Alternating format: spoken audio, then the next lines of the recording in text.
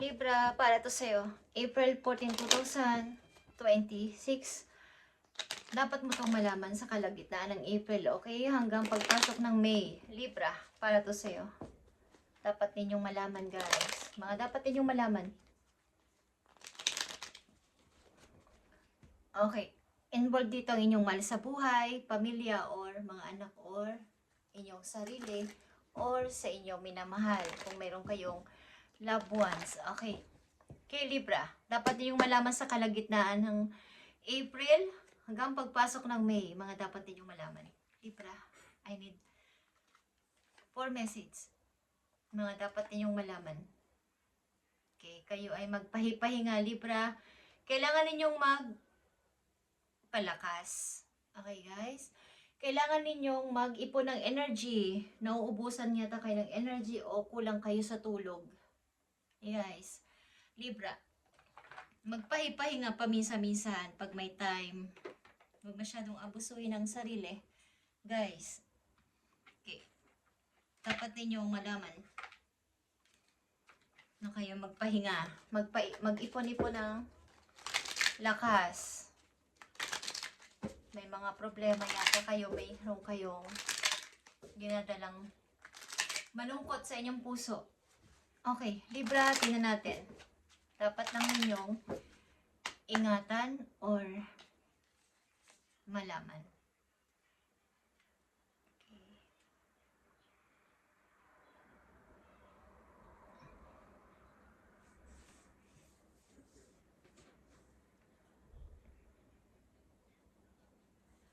Meron sa inyong makikipagkilala, guys. Okay?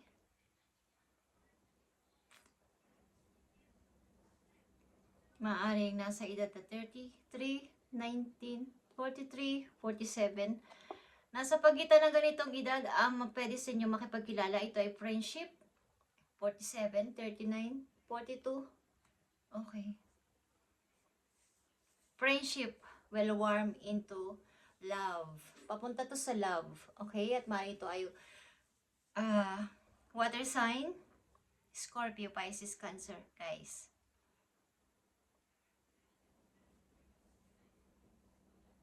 Okay.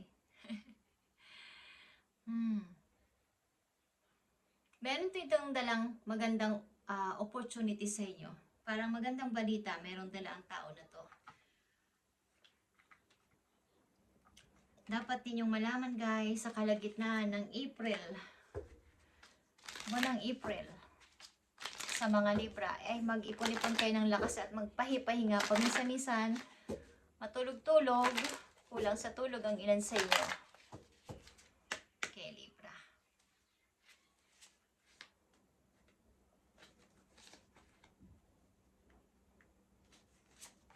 Dapat malaman na mga Libra, bago matapos man lang ang April is sudden wealth is here.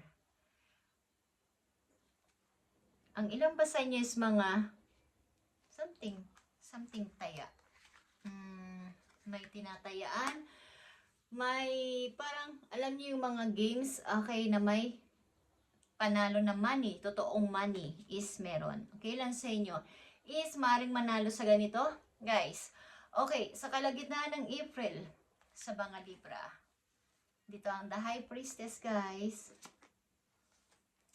Death is here. The Empress, guys. At saka ang the Moon. So, kayo ay nandito sa stage o nasa situation na kayo ay matalino na sa lahat ng bagay. Marunong na rin umiwas sa mga taong hindi nagbibigay ng mabuti sa inyo. Maring kayo ay tumatakas o nag-i-skip sa mga taong maring magdala sa inyo sa trouble or magsangkot sa inyo sa gulo. So, kayo ay nandito sa sitwasyon na kayo ay nag-o-okay ng buhay, maaaring nag-grow na sa lahat ng bagay, simula sa sarili, hanggang sa kaperahan na rin. At maaaring iiwan nyo ang mga taong hindi nagbibigay sa inyo ng magagandang halimbawa at nagpabibigay ng sakit sa inyong puso. Okay? At ini-ignore nyo sila. Ilan sa inyo ay may gumugulo na tao. But, nananahimik kayo night and day, maring may nagte-text, may tumatawag, may gusto kayong puntahan o may gusto kayong kausapin. May gustong kumausap sa inyo. I mean, at inyong ini-ignore. Okay? Ilan sa inyo. So, nakakapagod din ang mga ganitong klaseng mga tao sa paligid. Kahit sa inyong pananahimik. Okay, ba't kayo ay matalino na ngayon? At isipin niyo ang sarili niyo simula sa araw na to. Maaaring may mga manggugulo sa inyo sa mga darating na araw. At huwag niyo itong pansinin. Okay? At maaaring kayo ay may mga plano sa buhay is panatiliin yung lihim muna. Ano man tong plano na to, ito man ay tungkol sa private life ninyo, sa inyong paglago sa buhay, pagbili ng ganito, ganyan, o mga bagay na magpapatrigger sa iba para kayo ay ma-delays ang mga bagay na to sa buhay ninyo. Okay? So, kaya magpahipahinga paminsan-minsan. Ilan sa inyo din ay may lover sa malayo, guys. Maaaring may love kayo sa malayo. Maaaring ito ay long distance relationship. At ang ilan sa inyo is mahilig tumaya kung saan. Maaaring ito ay ang ilan sa inyo dito ay mapalad na mananalo. Something 777, 37 guys. Okay, is maaaring ilan sa inyo ay mga nataya kung saan-saan na may game na pwede kayong manalo ng malaking pera. Okay, Libra, tingnan natin itong message of concern. Okay. Andito ang house. Andito ang poverty. Andito ang mature woman. Okay. Maaaring sa inyong sangkot sa inyong pamilya is meron, kung kayo nasa malayong lugar para sa trabaho is may mga concern sa inyo na nagbibigay ng message. Ito man ay totoong sulat, yung sulat kamay or sa text or sa tawag is meron. May concern sa inyo mga tao na to sa mga bagay na nangyayari na hindi nyo nakikita at hindi nyo nasasaksihan sa personal. Maaaring may kinalaman sa bahay, sa property, sa mga ari-arian is meron. At maaaring kayo isang babae o lalaki, kung ano man ang inyong kasarian, na nandito na sa edad na nag-iisip talaga para sa kasiyahan, para sa tama lang, para lang sa inyong ikakabuti. Okay, at hindi kayo masyadong nagre-react sa bagay na to. Kung ano man ang sumbong sa inyo at ano man ang pinapahatid nila sa inyo is wala naman kayong masyadong pakialam. Pero meron dito, maaaring may pag-aari kayo na bahay at maaaring mayroong mga gumagambala. Okay, o may problema sa inyong mga biniling ari-arian or mga bibilihin pa lang is huwag kayong masyadong magtiwala sa inyong na hindi nyo nakikita ang inyong pagkakatiwalaan. Kumbaga, kung kayo ay bibili ng mga ari-arian o something na may kinalaman sa bahay at lupa, ay kayo mismo ang makipag-deal at makipag-usap dito. Yun ang ibig ko sabihin. Okay, guys?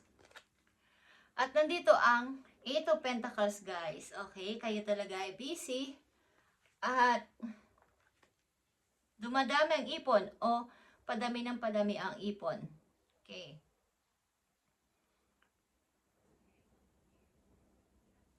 Maaaring may masamang balita rin kayong matatanggap.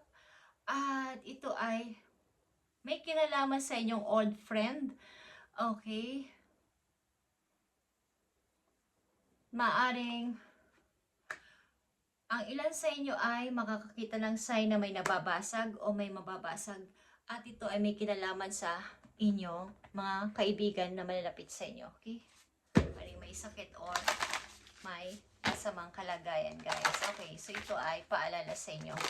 So, kumustahin nyo ang inyong mga old friend na inyo talagang close na close sapagkat merong mga ganitong klaseng kaganapan. Okay, Libra, meron din sa inyo makikipagkilala, mga bagong tao, at maaaring ito ay magmumula sa parang friendship muna. Okay, but ito ay may hatid na swerte sa'yo ang person na to, guys. May hatid na magandang parang opportunity din is malapit sa'yo pagkasama mo ang person na to. Okay. Tingnan natin pa ang message sa'yo sa kalagitnaan ng April.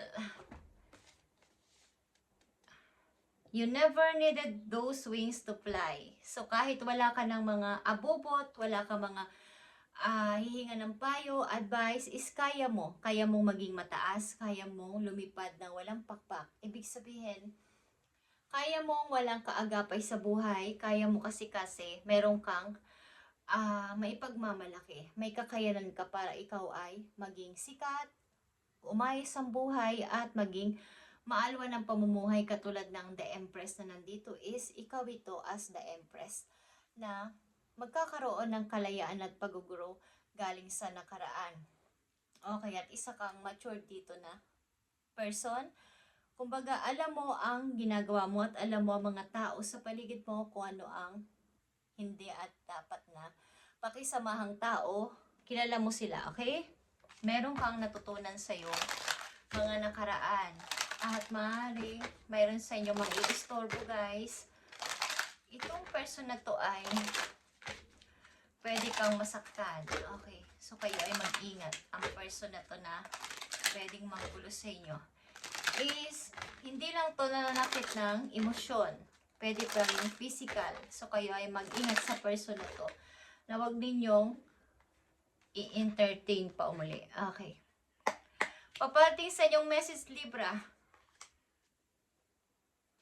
April 14, 2026 sa mga Libra.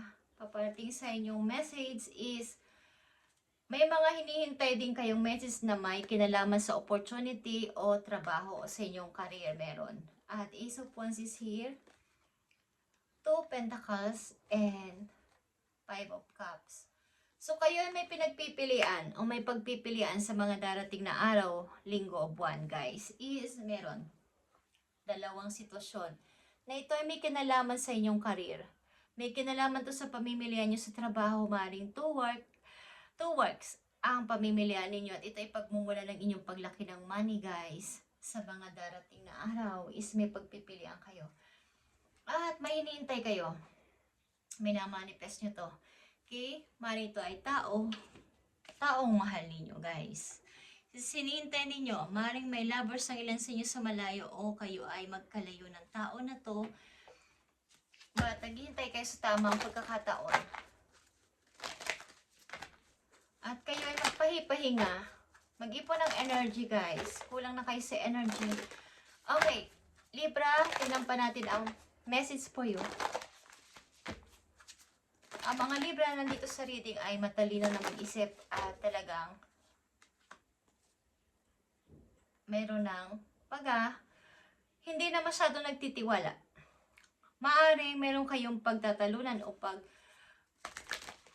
may concern dito na tao sa inyong buhay at maaaring binibigyan ka ng babala o message. Okay, guys. Maaring kahit pasakit sa inyo is kailangan nyong lisanin o alisan ng mga taong ito na nagbigay sa inyo ng sakit sa puso, sa kalooban. Okay, lalayo muna kayo sa kanila para sa bagong ninyong pag-asa sa buhay. Okay, Libra, tingnan natin to. Staying focused, Libra, and hold the course.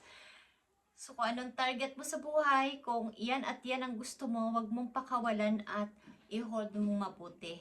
Wag mong tigilan. At maging maingat, maging matalino, maging malihim sa inyong private na buhay. At kahit walang advice ng iba at kahit walang aagapay sa'yo, kaya mong tumaas. Kaya mong maging isang The Empress. Libra, kayang-kaya mo to. Okay? Nakikita mo to. Transformation. Kaya mong lumipad like this. Bagong pakpak. Okay? Ito ay the fresh new way of living emerge. Libra, thank you and God bless. At i-manifest mo to. Kakayanin mo to. May pagpipilian ka sa mga darating na araw, linggo, buwan sa iyong buhay. Mali ito ay pamimili sa dalawang trabaho na parehong maganda, guys. Thank you and God bless.